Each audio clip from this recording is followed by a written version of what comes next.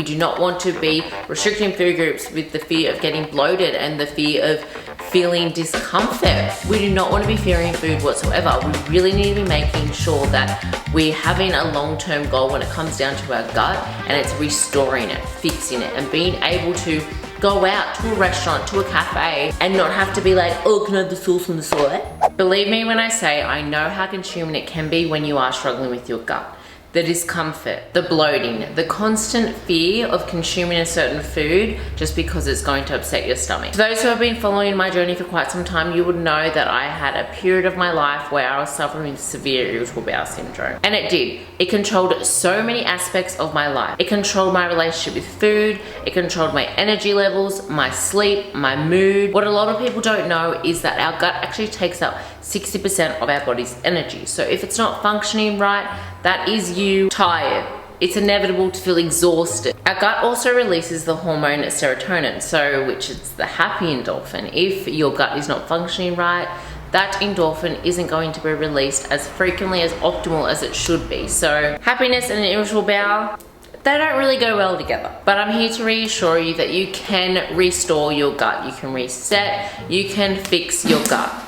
How? Firstly, it does come down to understanding what irritable bowel syndrome actually is. You can probably relate when I say that I went to every doctor, nutritionist, naturopath, and no one could really understand what my issue was, what my triggers were, and how to fix my symptoms. So basically, irritable bowel syndrome is referring to a damaged gut. And if you go to the doctor and you tell them some symptoms of digestive issues, struggling with bowel movements, bloating, they're going to diagnose you with irritable bowel syndrome. It's very, very commonly diagnosed. So IBS basically means you have a damaged gut, and what is damaged can be restored. Through my years of working with professionals and self-educating myself when I was suffering, I understood that there is kind of a method that you do need to go down when it comes down to restoring your gut. A few years back, I did create the Gut Reset Challenge. So that is an ebook. It is available on my website, and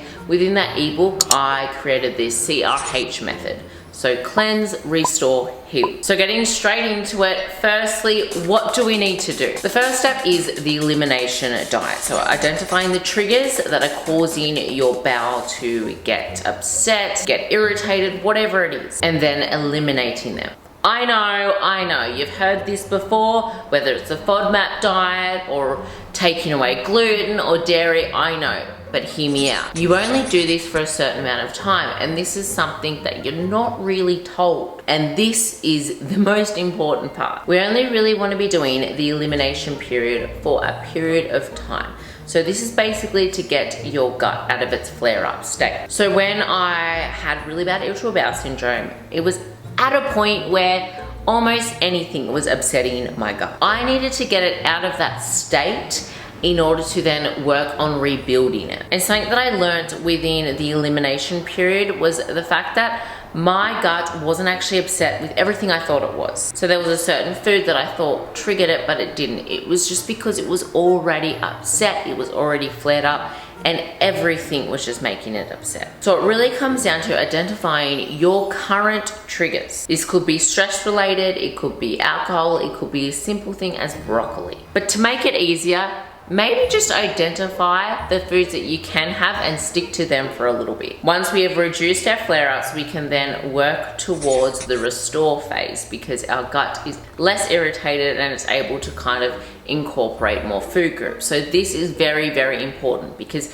we got to think of our gut like an immune system. If you're not exposing your gut to a wide group of foods, it's going to naturally create intolerances towards them, and it's going to get weak. Like your immune system, you want to be building your immune up, same as your gut. So this is where you actually reintroduce your trigger foods in small portions, and you do want to be obviously increasing that amount of portions that you're having, while simultaneously be including prebiotic rich foods within to your diet. So the reason why I don't include this at the start, sorry my lighting, they can be very contradicting in the sense where a lot of fermented foods and a lot of prebiotic rich foods are actually really high within the FODMAP diet. So if you do have IBS, you'd probably be familiar with the FODMAP diet, but they are foods that may be triggering your IBS symptoms. So that was one thing I was always really like, what the hell about, you know what I mean? Like, I'm meant to be having parcel.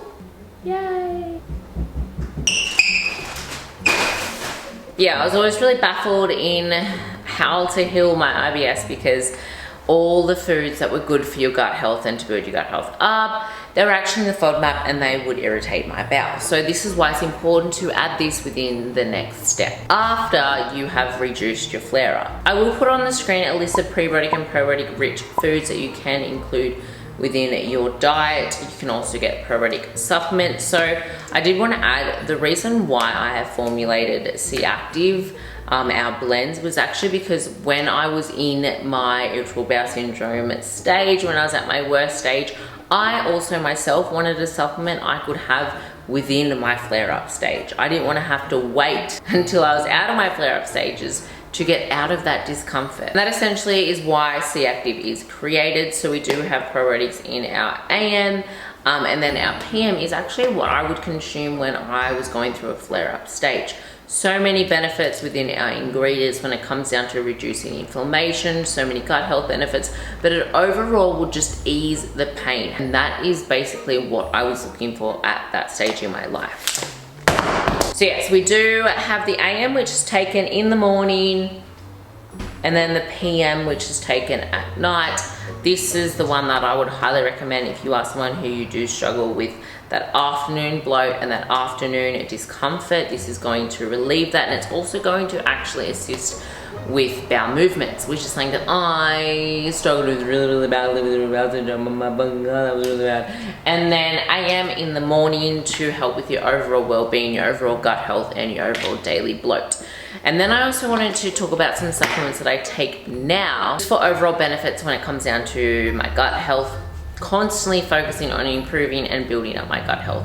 So L-glutamine is actually one of them, which is not many people do know, but it's something that is an essential when it comes down to just repairing your gut and overall gut health. So I do take L-glutamine. It's something that I would highly recommend just including within your pre-workout, your smoothies, whatever. It has no taste. It's just literally white powder. And then I also have my greens, so I'll grab that. I can't grab that roll out. We drank it all. We'll shut that. Yes, so I do have my greens powder, which is amazing for gut health. It's amazing for well-being. It's amazing for reducing inflammation, and as well, it's your daily serve of veg. But I couldn't actually have this when I was suffering really badly within my irritable bowel syndrome state because of the ingredients list. They were, like I said, very contradicting.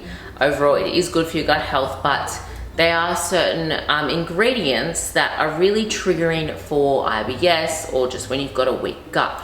So even if you look at things like a protein bar or whey protein, these things are super good when it comes down to your overall health and including enough protein within your everyday life, and just overall they taste really good. But if you look at the ingredients list, these are things that I did have to actually reduce and limit and take out of my diet for a period of time because the ingredients list is long. And when you're in that healing stage, simplicity is your best friend. You want to be keeping it super simple, your foods, your choices, everything easy to digest. So things like protein bars, things like whey protein, things like my greens I include now, and they're super healthy. They're good for my goals. They are yum. Greens powder has so many benefits and even has gut health benefits, has reducing inflammation benefits, but at that point I couldn't actually take it. So now that we're past the elimination stage and we're moving on to the reintroducing these things. So this is when you can kind of have trial and error in what you can have right now, what you need to have in small amounts, but it's so important to really focus on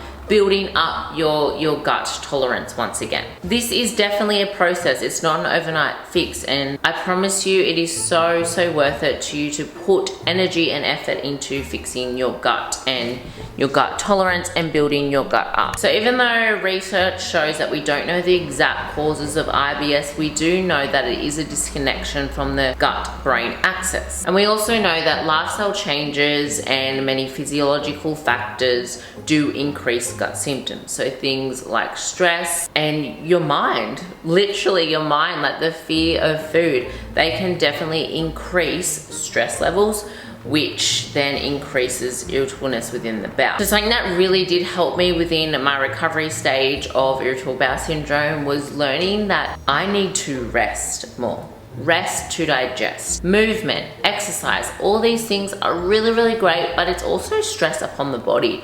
And any form of stress on the gut isn't good, especially within its healing phase. So I learned to rest more. I learned to meditate more. I learned to actually take more time for myself to just be slow, and especially not having a restrictive diet. I did say before that when you're in a healing stage, the gut does love simplicity, but in order to continually improve your gut health and keep a strong functioning gut, you do want to have a very diverse diet, including all food groups. This is going to essentially build up your gut microbiome. It's going to build up the immune within your gut, because like I said, if you're restricting yourself of certain food groups, that is going to lower your immune with your gut. It's going to literally create intolerances that you didn't have before. I actually spoke about on my story today that the best my gut health has ever been is literally when I've got out of this building phase, because I was including all food groups. And this is my personal experience on gut health, but once I have just learned to live a little and actually go out, eat out, but have a balance with it all,